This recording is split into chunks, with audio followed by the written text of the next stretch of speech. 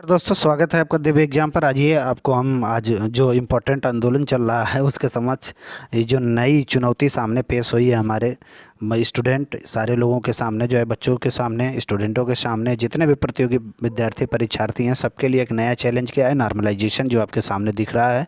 Normalisation का भूत, normalisation को लेके यूपी पीएससी के जितने भी स्टूडेंट हैं वो लोग सेवा आयोग के गेट पे धरने चल रहा है। 2 दिन से धरना चल रहा है बच्चों, धरना चल रहा है। नॉर्मलाइजेशन को हटाने की बात हो रही है। जिस तरह से आयोग ने ये अपनी नोटिफिकेशन में जारी किया है कि हम पेपर जो है 2 या 3 शिफ्टों में कराएंगे, उसमें जो है 3 शिफ्टों में कराने का मतलब है कि उस पेपर को नॉर्मलाइज किया जाएगा बाद में, और नॉर्मलाइजेशन के बाद ही रिजल्ट जारी किया जाएगा। अब नॉर्मलाइजेशन होता क्या है, सबसे बड़ी समस्या तो ये है। तो ये जो नॉर्मलाइजेशन और आपको भूत दिख रहा है ना, ये बहुत बड़ा भूत है, ये किसी को भी खा सकता है। ठीक है, किसी को खाने का कैसे खा जाता है मैं आपको एग्जाम्पल के थ्रू बताऊंगा कि नॉर्मलाइजेशन क्या होता है। ध्यान से आप चैनल पे बने रहिए। यदि आप नए हैं तो तुरंत सब्सक्राइब कर लीजिए। इस पे आपको कंपटीशन से संबंधित कुछ इंपॉर्टेंट जो है कि एरियाज़ में स्पेशल तैयारी करवाई जाती है। इसकी वीडियो आप देखिए, ज़्यादा से ज़्यादा बच्चों शेयर करना इसको प्लीज़, क्योंकि मैं आपको बहुत इंपॉर्टेंट चीज़ बताने जा रहा हूँ जो इतने दिनों से डाउट था, उस चीज़ के बारे में हम चर्चा करेंगे। चलो स्टार्ट करते हैं, लेकिन लाइक ज़रूर करना है, सब्सक्राइब करना है साथ ही साथ। लाइक तो करके बिना करके नहीं जाना है बच्चों, लाइक ज़रूर करना है। तो चलो देख लेते हैं। मान लो कि 12 दिसंबर ये हो गया और ये हो गया 13 दिसंबर, 2 दिन पेपर हुआ। सपोज दैट कहा यह जाता है कि 100 परसेंटाइल यानी बेस उस स्टूडेंट को माना जाएगा जो, ये मान लो पहली शिफ्ट है, पहला दिन है और ये दूसरा दिन है। 2 दिन में मान लो एग्ज़ाम हुआ, तीसरा दिन भी ले लेते हैं 11 दिसंबर, 3 दिन में मान लो कि पेपर हुआ। ठीक है, अच्छा पहले दिन मान लो टोटल 10 लाख बच्चे हैं। इस एग्ज़ाम में कितने लाख बच्चे अपीयर हुए, मान लो 12 लाख, 12 लाख कर लो, इसको आसान रहेगा। 12 लाख बच्चे अपीयर हुए इस एग्ज़ाम में। 4 लाख पहले दिन, 4 लाख दूसरे दिन, 4 लाख तीसरे दिन। अब इन 4 लाख में जो 11 दिसंबर को एग्ज़ाम दे रहे हैं और ये 4 लाख जो 12 को दे रहे हैं, ये जो 4 लाख हैं वो 13 को। तो 11 दिसंबर को जो एग्ज़ाम में बैठे हैं बच्चों, उनमें जो सबसे अच्छा बच्चा होगा, मान लो उसने कितना स्कोर किया, 90। ठीक है, और 12 दिसंबर वाला पेपर थोड़ा सा टफ आ गया, तो इसमें जो हाईएस्ट स्कोर पाने वाला बच्चा है उस शिफ्ट का, वो कितना मार्क्स पा गया, 80। और जो 13 दिसंबर वाला वो इससे भी थोड़ा सा जो है कि मॉडरेट कह लीजिए रहा या टफ रहा, उसको जो है कि टफ कहिए, मॉडरेट नहीं सॉरी, तो उसने कितना मार्क्स पाया, 75। अब आप देख सकते हैं ये वाला बच्चा, इसको जो है कि इस शिफ्ट में 100 परसेंटाइल मतलब 100% माना जाएगा। बेस इसका ये हुआ, इसमें बेस 80 हो गया और इसका बेस 75 हो गया। तो इसका मतलब समझ रहे हो, ये 75 जो हाईएस्ट मार्क्स पाने वाला बच्चा है, यहाँ पे ये 100% में काउंट होगा। 80% यहाँ है तो 12 दिसंबर में ये 100% पे है।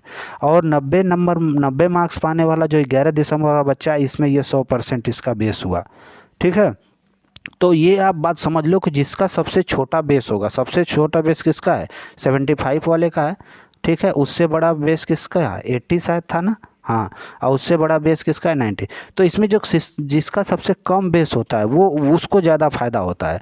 क्योंकि अगर मान लो कि तुम बेटा पा गए 60 मार्क्स, ठीक है, और यहाँ पे ये भाई साहब कोई पा गए हैं मान लीजिए कि 75 मार्क्स। अब 90 मार्क्स मैक्सिमम जो टॉपर है वो पाया है, और यहाँ पे जो 13 दिसंबर वाला था, ये 12 दिसंबर वाला था, ये 11 दिसंबर वाला था।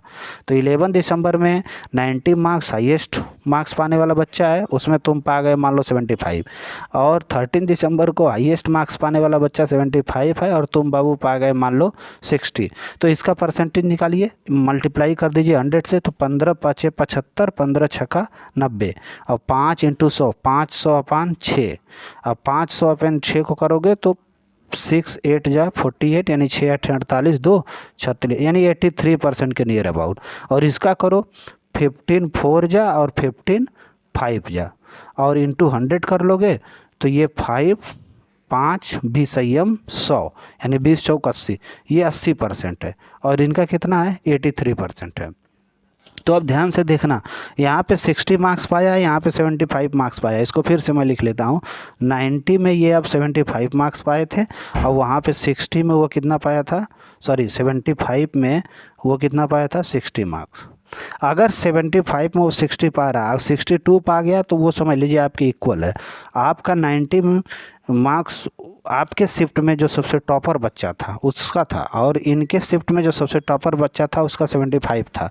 इनका परसेंटेज भी 62 मार्क्स अगर आप पा गए, ठीक है, तो आपका भी 83 परसेंटाइल हो गया। इनका भी जो है कि 75 मार्क्स पाके भी ये क्या है 83 परसेंटाइल है। तो अब इन दोनों को क्या कहा जाएगा, इक्वल कहा जाएगा। अगर मान लो सपोज दैट की परीक्षा में किसी तरह से खामी है, हैं कोई ऐसा बच्चा है जिसको जो है कि सीधे ब्रह्मा ने भेजा है और उसने क्या किया, उसका कहीं से कुछ भी हो सकता है, इतनी बड़ी व्यवस्था है, व्यवस्था में लीकेज होता ही है, लूप होल होता है, कहीं से उसको कुछ मिल गया क्लू, कुछ चीटिंग वूटिंग उसने कर ली। तो यहाँ पे जो हाईएस्ट मार्क्स वाला 90 बताए थे, इसमें दूसरे दिन 80 बताए थे, तीसरे दिन 75 बताए थे। ये सबसे टफ पेपर था, उससे ये मॉडरेट था, उससे ये ईजी था, ठीक है, 3 दिन का पेपर। अब ये टफ पेपर जो सबसे ज़्यादा टफ पेपर था उसमें 75 मार्क्स उसने पाए। अगर इसी पे उसको मान लो कहीं से लीक हुआ, कुछ कहीं से थोड़ी मोड़ी चीटिंग करके अगर ये मान लो सपोज दैट पा गया 95, आप मानो 95, और ये सबसे जो है कि ये 95 मार्क्स पा गया, तो ये कौन सा, ये वाला जो है ये सबसे कम मार्क्स पे है, तो ये सबसे टफ माना जाएगा। अब यहाँ पे ये बेस बन गया। तो इसमें क्या होता है ना कि इतनी ज़्यादा प्रॉब्लम होती है बच्चों, इतना ज़्यादा। अब इसमें क्या है, सबसे कम मार्क्स पाने वाला ये माना जाएगा कि इस दूसरे शिफ्ट में, ये जो दूसरे दिन का पेपर है उसमें मैक्सिमम मार्क 80 गया है, इसमें मैक्सिमम मार्क 95 गया है। और जो जिसने चीटिंग करके 95 लाया है, इसके बाद जो दूसरे तीसरे चौथे पाँचवें रैंक वाले हैं वो 60 से मान लो स्टार्ट हो रहे हैं। इनका पेपर भी टफ था, और यहाँ पेपर जो है कि सो देखो मॉडरेट था, यहाँ पेपर इजी था, यहाँ पेपर इजी था तो ये 80 मार्क्स पा गए, और यहाँ पे टफ पेपर पाते हुए ये 60 ही मार्क्स पे रहे। लेकिन ये जो नकलची आदमी था, ये नकलची आदमी 95 मार्क्स लाग दिया है, और ये बेस बना दिया है। तो इसके बेस के हिसाब से 60 जब ऊपर रखोगे और नीचे 95 इंटू 100 करोगे तो इनका परसेंटाइल कितना जाएगा, 65 के नियर अबाउट जाएगा। और इनका परसेंटाइल जो देखो, जो 90 में 80 पाया हो, इसका परसेंटाइल 90 जाएगा। तो यहाँ इजी पेपर रहते हुए भी इनका सिलेक्शन हो जाएगा, और ये टफ होते हुए भी इनका सिलेक्शन नहीं हो पाएगा। तो ये फेयर गेम नहीं है, इसमें बहुत ज़्यादा झोल है। इसीलिए मैं कहता हूँ कि नॉर्मलाइजेशन बच्चों, ये किसी भी विद्यार्थी के लिए, किसी भी परीक्षार्थी के लिए, उसके लिए अच्छा नहीं माना जाएगा। ये नसीब टोटल तुक्का का गेम हो जाता है। और इस लोकतंत्र में जहाँ पे आप जो है कि चुनी हुई सरकार होती है जनता के द्वारा, वहाँ पे आप जो है कि जुआ का गेम खेल के आप जो है कि कंपटीशन में भी पार्टिसिपेट करना जो है कि कहीं से उचित नहीं है। इसलिए इस बात को अच्छे से आप समझ लो, और इस मैटर को ज़्यादा से ज़्यादा लोगों में शेयर करो, सब्सक्राइब करो चैनल को। जो लोग नए हैं ज़रूर सब्सक्राइब करें, लाइक करना ना भूलें। Thank you so much.